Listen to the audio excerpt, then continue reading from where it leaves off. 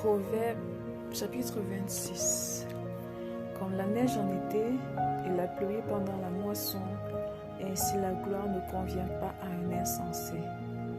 Comme l'oiseau s'échappe, comme l'hirondelle s'envole, ainsi la malédiction sans cause n'a point d'effet. Le fouet est pour le cheval, le mors pour l'âne, et la verge pour le dos des insensés.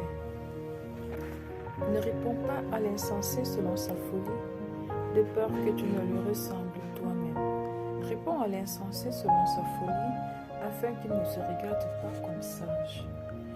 Il se coupe les pieds et boit l'injustice, celui qui donne des mensonges, celui qui donne des messages à un insensé. Comme les jambes du boiteau sont faibles, ainsi est une sentence dans la bouche des insensés. C'est attacher une pierre à la fronde que d'accorder des honneurs à un insensé. Comme une épine qui se dresse dans la main d'un homme ivre, comme une épine qui se dresse dans la main d'un homme ivre, ainsi est une sentence dans la bouche des insensés. Comme un arquère qui blesse tout le monde, ainsi est celui qui prend à gage les insensés et les premiers venus. Comme un chien qui retourne à ce qu'il a vomi, ainsi est un insensé qui revient à sa folie. Si tu vois un homme qui se croit sage, il y a plus à espérer d'un insensé que de lui. Le paresseux dit, il y a un lion sur le chemin, il y a un lion dans les rues. La porte tourne sur ses gonds, et le paresseux sur son lit. Le paresseux plonge sa main dans le plat, et il trouve pénible de la ramener à sa bouche. Le paresseux se croit plus sage que cet homme qui répond avec bon sens. Comme celui qui saisit un chien par les oreilles, ainsi est un passant qui s'irrite pour une querelle où il n'a que faire. Comme un furieux qui lance des flammes, des flèches et la mort. Ainsi est un homme qui trompe son prochain et qui dit « N'était-ce pas pour plaisanter ?» Faute de bois, le feu s'éteint, et quand il n'y a point de rapporteur, la querelle s'apaise. Le charbon produit un brasier, et le bois du feu. Ainsi un homme querelleur échauffe une dispute. Ainsi un homme querelleur échauffe une dispute. Les paroles du rapporteur sont comme des friandises.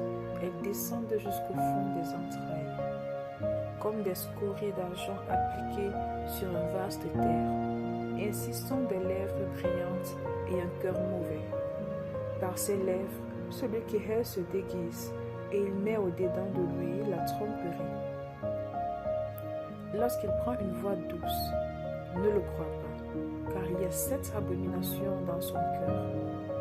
S'il cache sa haine sous la dissimulation, sa méchanceté se révélera dans l'assemblée. Celui qui creuse une fosse y tombe, et la pierre revient sur celui qui la roule.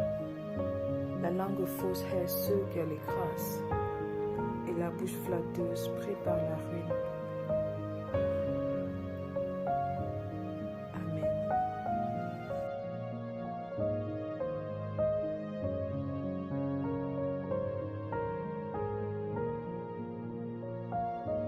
Philippiens chapitre 1. Paul et Timothée, serviteurs de Jésus-Christ, à tous les saints en Jésus-Christ qui sont à Philippe, aux évêques et aux diacres, que la grâce et la paix vous soient données de la part de Dieu notre Père et du Seigneur Jésus-Christ. Je rends grâce à mon Dieu de tout le souvenir que je garde de vous, ne cessant dans toutes mes prières pour vous tous, de manifester ma joie au sujet de la part que vous prenez à l'Évangile depuis le premier jour jusqu'à maintenant. Je suis persuadé que celui qui a commencé en vous cette bonne œuvre la rendra parfaite pour le jour de Jésus-Christ. Il est juste que je pense ainsi de vous tous, parce que je vous porte dans mon cœur, soit dans mes liens, soit dans la défense et la confirmation de l'Évangile, vous qui tous participez à la même grâce que moi.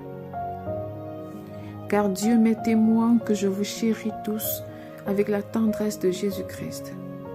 Et ce que je demande dans mes prières, c'est que votre amour augmente de plus en plus en connaissance et en pleine intelligence, pour le discernement des choses les meilleures, afin que vous soyez purs et irréprochables pour le jour de Christ, remplis du fruit de justice qui est par Jésus-Christ, à la gloire et à la louange de Dieu. Je veux que vous sachiez, frères, que ce qui m'est arrivé a plutôt contribué au progrès de l'Évangile. En effet, dans tous les prétoires et partout ailleurs, nul n'ignore que c'est pour Christ que je suis dans les liens. Et la plupart des frères dans le Seigneur, encouragés par mes liens, ont plus d'assurance pour annoncer sans crainte la parole. Quelques-uns, il est vrai, prêchent Christ par envie et par esprit de dispute, mais d'autres le prêchent avec des dispositions bienveillantes. Ceux-ci agissent par amour, sachant que je suis établi pour la défense de l'Évangile. Tandis que ceux-là, animés d'un esprit de dispute, annoncent Christ par des motifs qui ne sont pas purs et avec la pensée de me susciter quelques tribulations dans mes liens. Qu'importe, de toute manière, que ce soit pour l'apparence, que ce soit sincèrement, Christ n'est pas moins annoncé. Je m'en réjouis et je m'en réjouirai encore, car je sais que cela tournera à mon salut, grâce à vos prières et à l'assistance de l'Esprit de Jésus-Christ. Selon ma ferme attente et mon espérance que je n'aurai honte de rien, mais que, maintenant, comme toujours, Christ sera glorifié dans mon corps avec une pleine assurance, soit par ma vie, soit par ma mort. Car Christ est ma vie et la mort m'est un gain. Mais s'il est utile pour mon œuvre que je vive dans la chair, je ne saurais dire ce que je dois préférer. Je suis pressé des deux côtés. J'ai le désir de m'en aller et d'être avec Christ, ce qui de beaucoup est le meilleur. Mais à cause de vous, il est plus nécessaire que je demeure dans la chair. Et je suis persuadé, je sais que je demeurerai et que je resterai avec vous tous, pour votre avancement et pour votre joie dans la foi, afin que, par mon retour auprès de vous, vous ayez en moi un abondant sujet de vous glorifier en Jésus-Christ. Seulement, conduisez-vous d'une manière digne de l'évangile de Christ, afin que, soit que je vienne vous voir, soit que je reste absent, j'entende dire de vous que vous demeurez ferme dans un même esprit, combattant d'une même âme pour la foi de l'Évangile, sans vous laisser aucunement effrayer par les adversaires, ce qui est pour eux une preuve de perdition, mais pour vous de salut. Et cela de la part de Dieu, car il vous a été fait la grâce par rapport à Christ, non seulement de croire en lui, mais encore de souffrir pour lui, en soutenant le même combat que vous m'avez vu soutenir et que vous apprenez maintenant que je soutiens.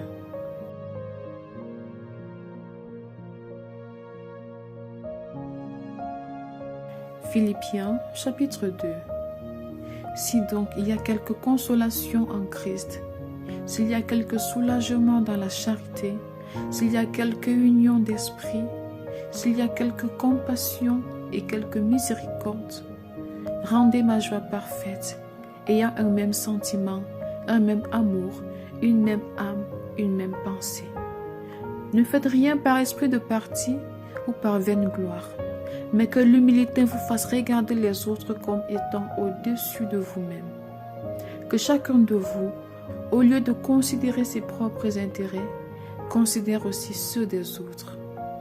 Ayez en vous les sentiments qui étaient en Jésus-Christ, lequel, existant en forme de Dieu, n'a point regardé comme une proie à arracher d'être égal avec Dieu, mais s'est dépouillé lui-même en prenant une forme de serviteur, en devenant semblable aux hommes et ayant paru comme un simple homme. Il s'est humilié lui-même, se rendant obéissant jusqu'à la mort, même jusqu'à la mort de la croix. C'est pourquoi aussi Dieu l'a souverainement élevé et lui a donné le nom qui est au-dessus de tout nom, afin qu'au nom de Jésus, tout genou fléchisse dans les cieux, sur la terre et sous la terre, et que toute langue confesse que Jésus-Christ est Seigneur, à la gloire de Dieu le Père. Ainsi, mes bien-aimés, comme vous avez toujours obéi, travaillez à votre salut avec crainte et tremblement, non seulement comme en ma présence, mais bien plus encore maintenant que je suis absent. Car c'est Dieu qui produit en vous le vouloir et le faire, selon son bon plaisir.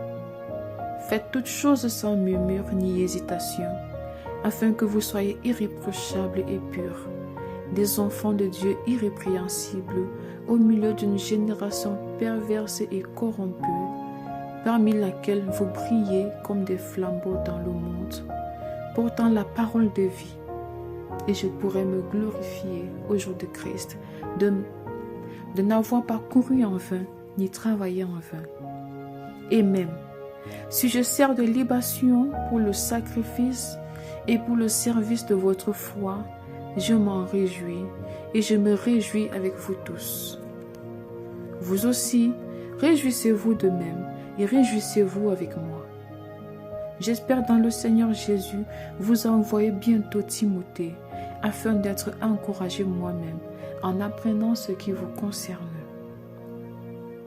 Car je n'ai personne ici qui partage mes sentiments pour prendre sincèrement à cœur votre situation. Tous, en effet, cherchent leurs propres intérêts et non ceux de Jésus-Christ. Vous savez qu'il a été mis à l'épreuve en se consacrant au service de l'Évangile avec moi, comme un enfant avec son père. J'espère donc vous l'envoyer dès que j'apercevrai l'issue de l'état où je suis. Et j'ai cette confiance dans le Seigneur que, moi-même aussi, j'irai bientôt. J'ai estimé nécessaire de vous envoyer mon frère Épaphrodite, mon compagnon d'œuvre et de combat, par qui vous m'avez fait parvenir de quoi pourvoir à mes besoins.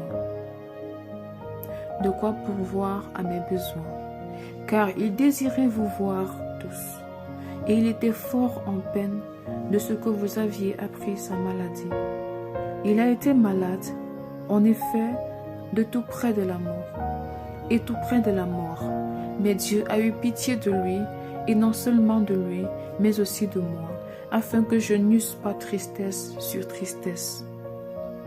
Je l'ai donc envoyé avec d'autant plus d'empressement, afin que vous vous réjouissiez de le revoir, et que je sois moi-même moins triste. Recevez-le donc dans le Seigneur avec une joie entière, et honorez de tels hommes, car c'est pour l'œuvre de Christ qu'il a été près de la mort, ayant exposé sa vie afin de suppléer à votre absence dans le service que vous me rendiez.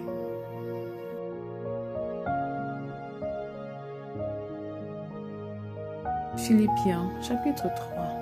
Au reste, mes frères, réjouissez-vous dans le Seigneur. Je ne me lasse point de vous écrire les mêmes choses, et pour vous cela est salutaire. Prenez garde aux chiens, prenez garde aux mauvais ouvriers, prenez garde aux faux circoncis. Car les circoncis, c'est nous, qui rendons à Dieu notre culte par l'Esprit de Dieu, qui nous glorifions en Jésus-Christ, et qui ne mettons point notre confiance en la chair. Moi aussi, cependant, j'aurais sujet de mettre ma confiance en la chair. Si quelque autre croit pouvoir se confier en la chair, je le puis bien davantage. Moi, circoncis le 8e jour, de la race d'Israël, de la tribu de Benjamin, hébreu né d'hébreu, quant à la loi, pharisien. Quant au zèle, persécuteur de l'Église, irréprochable à l'égard de la justice de la loi. Mais ces choses qui étaient pour moi des gains, je les ai regardées comme une perte à cause de Christ. Et même, je regarde toutes choses comme une perte à cause de l'excellence de la connaissance de Jésus-Christ mon Seigneur, pour lequel j'ai renoncé à tout, et je les regarde comme de la boue, afin de gagner Christ et d'être trouvé en lui, non avec ma justice, celle qui vient de la loi, mais avec celle qui s'obtient par la foi en Christ, la justice qui vient de Dieu par la foi. Afin de connaître Christ et la puissance de sa résurrection et la communion de ses souffrances, en devenant conforme à lui dans sa mort, pour parvenir, si je puis, à la résurrection d'entre les morts. Ce n'est pas que j'ai déjà remporté le prix ou que j'ai déjà atteint la perfection, mais je cours pour tâcher de le saisir, puisque moi aussi j'ai été saisi par Jésus-Christ. Frères, je ne pense pas l'avoir saisi, mais je fais une chose, oubliant ce qui est en arrière et me portant vers ce qui est en avant. Je cours vers le but pour remporter le prix de la vocation céleste de Dieu en Jésus-Christ. Nous tous donc qui sommes parfaits, ayons cette même pensée. Et si vous êtes en quelque point d'un autre avis, Dieu vous éclairera aussi là-dessus. Seulement, au point où nous sommes parvenus, marchons d'un même pas. Soyez tous mes imitateurs, frères, et portez les regards sur ceux qui marchent selon le modèle que vous avez en nous. Car il en est plusieurs qui marchent en ennemis de la croix de Christ. Je vous en ai souvent parlé, et j'en parle maintenant encore en pleurant. Leur fin sera la perdition. Ils ont pour Dieu leur ventre. Ils mettent leur gloire dans ce qui fait leur honte. Ils ne pensent qu'aux choses de la terre. Mais notre cité à nous est dans les cieux, d'où nous attendons aussi comme Sauveur le Seigneur Jésus-Christ, qui transformera le corps de notre humiliation en le rendant semblable au corps de sa gloire, par le pouvoir qu'il a de s'assujettir toutes choses.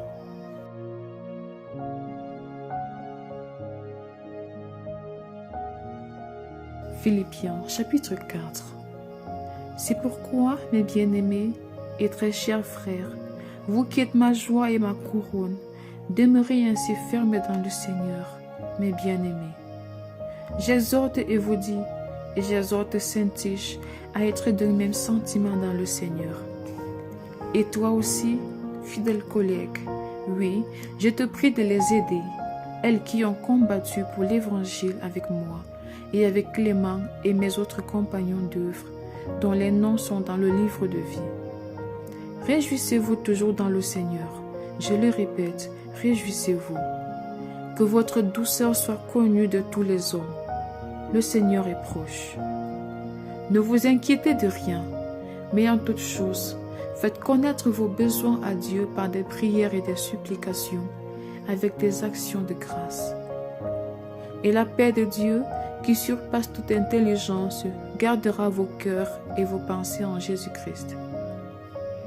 Au reste, frères, que tout ce qui est vrai, tout ce qui est honorable, tout ce qui est juste, tout ce qui est pur, tout ce qui est aimable, tout ce qui mérite l'approbation, ce qui est vertueux et digne de louange, soit l'objet de vos pensées.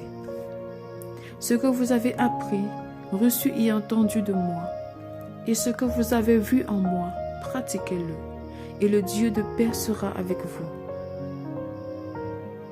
J'ai éprouvé une grande joie dans le Seigneur de ce que vous avez pu enfin renouveler l'expression de vos sentiments pour moi. Vous y pensiez bien, mais l'occasion vous manquait. Ce n'est pas en vue de mes besoins que je dis cela, car j'ai appris à être content de l'état où je me trouve. Je sais vivre dans l'humiliation et je sais vivre dans l'abondance. En tout et partout, j'ai appris à être rassasié et à avoir faim, à être dans l'abondance et à être dans la disette. Je puis tout par celui qui me fortifie. Cependant, vous avez bien fait de prendre part à ma détresse.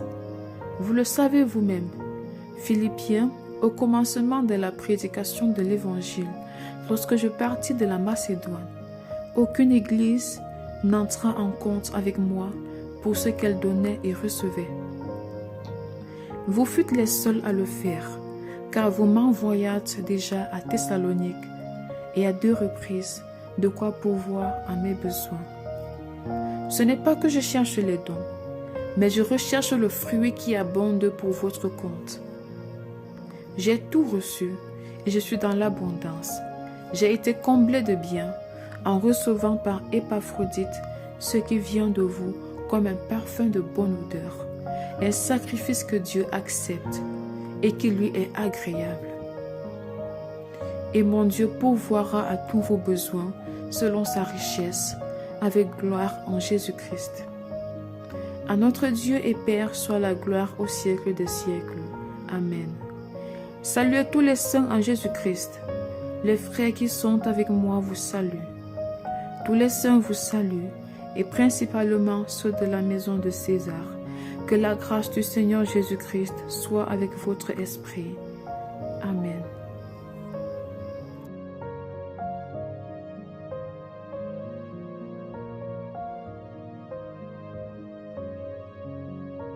Psaume chapitre 75. Ô chef des chantres, ne détruis pas. Psaume d'Asaph, cantique. Nous te louons. Ô Dieu, nous te louons. Ton nom est dans nos bouches. Nous publions tes merveilles. Autant que j'aurai fixé, je jugerai avec droiture. La terre tremble avec tous ceux qui l'habitent. Moi, j'affermis ses colonnes. Je dis à ceux qui se glorifient, ne vous glorifiez pas, et aux méchants, n'élevez pas la tête. N'élevez pas si haut votre tête. Ne parlez pas avec tant d'arrogance, car ce n'est ni de l'Orient, ni de l'Occident, ni du désert que vient l'élévation. Mais Dieu est celui qui juge. Il abaisse l'un et il élève l'autre. Il y a dans la main de l'Éternel une coupe, où fermente un vin plein de mélange, et il en verse. Tous les méchants de la terre sucent, boivent jusqu'à la lie. Je publierai ces choses à jamais, je chanterai en l'honneur du Dieu de Jacob. Et j'abattrai toutes les forces des méchants, les forces du juste seront élevées.